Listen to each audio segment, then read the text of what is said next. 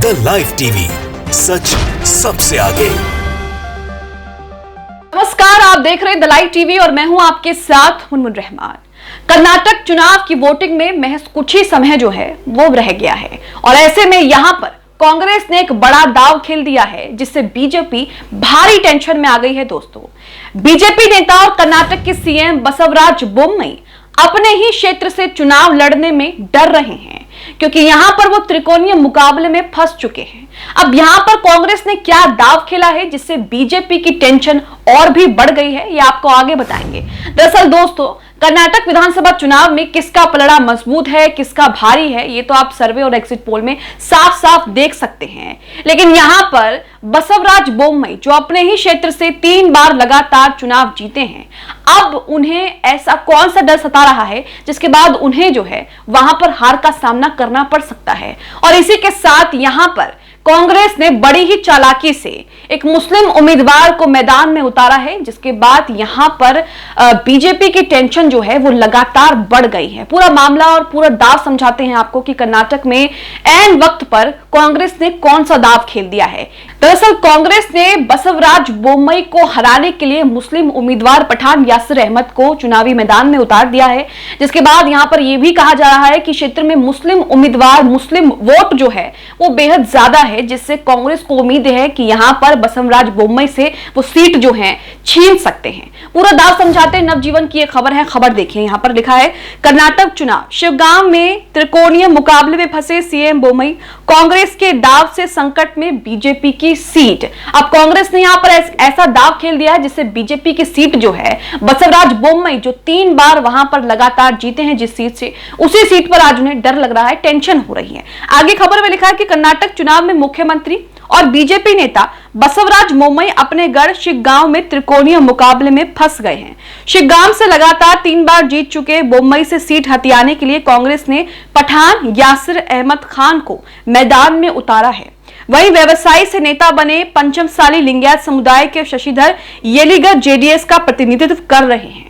येलीगर जनता दल के उम्मीदवार से अधिक निर्वाचन क्षेत्र में एक प्रमुख चेहरा है और पंचमसाली लिंगायत समुदाय में उनकी गहरी जड़ें हैं, जो एक शक्तिशाली लिंगायत समूह है।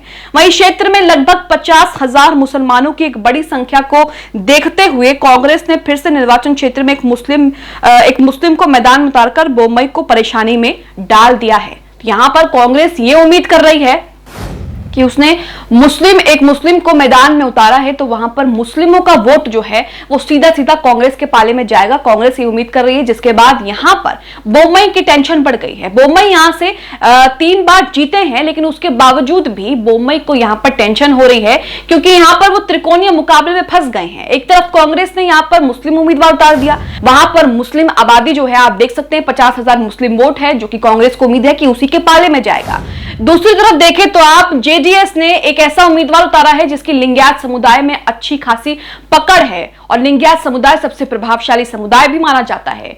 और तीसरी तरफ आप देखेंगे कि बीजेपी के नेता और कर्नाटक के मुख्यमंत्री सीएम बसवराज बोम्मई अपने क्षेत्र से चुनाव लड़ रहे हैं। अब यहां पर मुस्लिम जो वोट है वो कांग्रेस के पाले में जाएगा, लेकिन लिंगायत वोट जो है वो बट जाएगा क्योंकि यहां पर जेडीएस के उम्मीदवारों को लिंगायत समुदाय के लोगों का अच्छा खासा समर्थन और अच्छी खासी पैठ उनकी है। और यहां पर सीएम बसवराज बोम्मई जो है उनके पास भी लिंगायत समुदाय का समर्थन है। तो ऐसे में लिंगायत समुदाय जो है उसका जो वोट है वो 2 धड़ों में बंटता हुआ यहां पर नजर आएगा, जिसके बाद कहा यह जा रहा है कि यहां पर बसवराज बोम्मई जो है त्रिकोणीय मुकाबले में फंस चुके हैं, जिसके बाद उनकी टेंशन जो है वो और भी बढ़ गई है। आगे खबर देखिए, लिखा है कांग्रेस ने पिछले चुनाव में सैयद अजीम पीर खादरी को मैदान में उतारा था और बोम्मई से हार गए थे, लेकिन एक बार फिर से कांग्रेस ने यहां पर बड़ी ही चालाकी से मुस्लिम उम्मीदवार को फिर से उतारा है। इसलिए इनका चेहरा जो है वो अब बदल दिया गया है और पठान यासिर अहमद खान को मैदान में उतारा गया है। कांग्रेस उम्मीद कर रही है कि लिंगायत वोट बोम्मई और येलीगर के बीच विभाजित हो जाएंगे। जैसा कि मैंने आपको बताया कि यहां पर जो लिंगायत वोट हैं वो बीजेपी और जेडीएस के उम्मीदवारों में बंट जाएंगे और मुस्लिम कांग्रेस उम्मीदवार के लिए बड़े पैमाने पर मतदान करेंगे। कांग्रेस नेताओं का मानना है कि मुस्लिम वोट पूरी तरह से पार्टी को जा रहे हैं और लिंगायत वोट बट रहे हैं। तो यहां पर कांग्रेस ने बड़ी चालाकी से जो दाव खेला है, जिसमें बीजेपी की सीट जो है, बसवराज बोम्मई की जो सीट है, वो खतरे में आ गई है। यहां आप देख सकते हैं कि कांग्रेस साफ साफ कह रही है कि जो वोट है मुस्लिमों का वो हमारे ही पाले में जाएगा, लेकिन यहां पर लिंगायत वोट जो है वो बच जाएगा, जिसके बाद यहां पर बीजेपी को अच्छा खासा नुकसान जो है वो हो सकता है। आगे खबर में लिखा है, ऐसे संकट में जहां बोम्मई अन्य निर्वाचन क्षेत्रों का दौरा कर रहे हैं, उनकी पत्नी चेन्नम्मा और बेटे भरत भी उनकी ओर से प्रचार कर रहे हैं। कांग्रेस के साथ मौन सहमति के आरोपों पर भरत ने कहा कि ऐसी कोई बात नहीं है, ये एक हास्यास्पद सवाल है।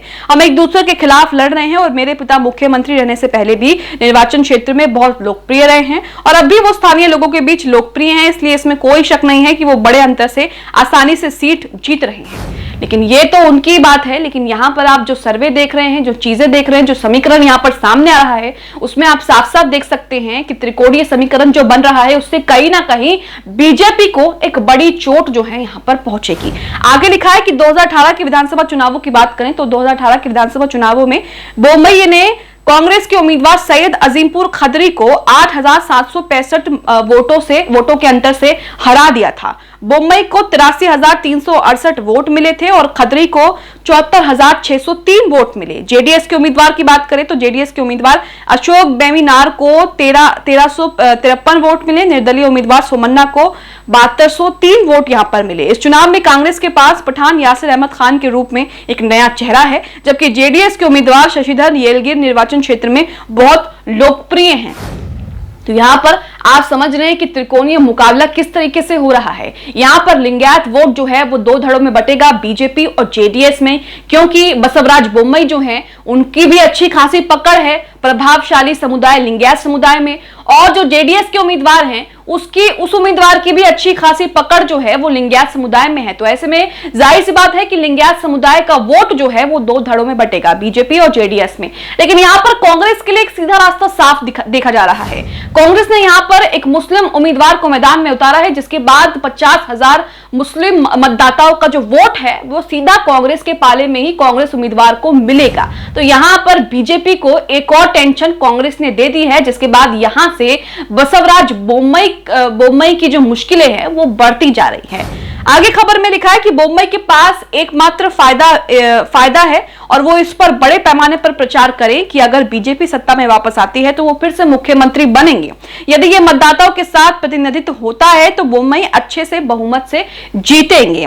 मुस्लिम वोट बैंक और लिंगायत वोटों में बंटवारा बोम्मई के लिए नुकसानदायक हो सकता है।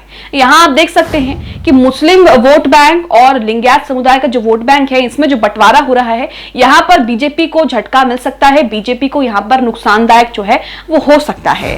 आगे लिखा है, जगदीश शेट्टार के इर्द गिर्द कांग्रेस ने जो नैरेटिव बुना है बोम्मई खेमे को चिंतित कर रही है। लिंगायत समुदाय के बीच एक भावना है कि बोम्मई ने शेट्टार को पार्टी से बाहर करने के लिए बीएल संतोष और प्रहलाद जोशी सहित बीजेपी में ब्राह्मण लॉबी के लिए भूमिका निभाई है। अगर ये लोग बीजेपी से पीछे हटते हैं तो बोम्मई के लिए स्थिति और भी खराब हो जाएगी। यहां आप देख रहे हैं कि किस तरीके से पहले ही दिन से बीजेपी को एक के बाद एक कर्नाटक चुनाव में झटका मिल रहा है, जिसमें उसके कई बड़े चेहरे लिंगायत समुदाय के कई प्रमुख और बड़े चेहरे पार्टी छोड़ करके कांग्रेस में शामिल हो रहे हैं। और उसी को लेकर कांग्रेस ने जो नैरेटिव बुना है वो भी कांग्रेस को यहां पर चुनावों में फायदा हो सकता है, क्योंकि लिंगायत समुदाय कहीं ना कहीं बोम्मई खेमे से नाराज है और चिंतित है कि इन्होंने जो है बड़े बड़े लिंगायत चेहरों को पार्टी से जाने दिया। तो यहां पर आप समझ सकते हैं कि कर्नाटक चुनाव जो है वो बेहद दिलचस्प होने वाला है। सर्वे में कांग्रेस की बहुमत की सरकार बन रही है, लेकिन बीजेपी भी यहां पर 135 सीटों का आंकड़ा पार करने की बात कह रही है। देखना यह होगा कि यहां पर कौन सी पार्टी जो है अपनी जड़ें मजबूत करेगी। फिलहाल जो त्रिकोणीय मुकाबला सामने आ रहा है, जिसमें बीजेपी हारती जा रही है, उसे लेकर आप क्या सोच रहे हैं, हमें कमेंट बॉक्स में कमेंट करके जरूर बताएं। द लाइव टीवी, सच सबसे आगे।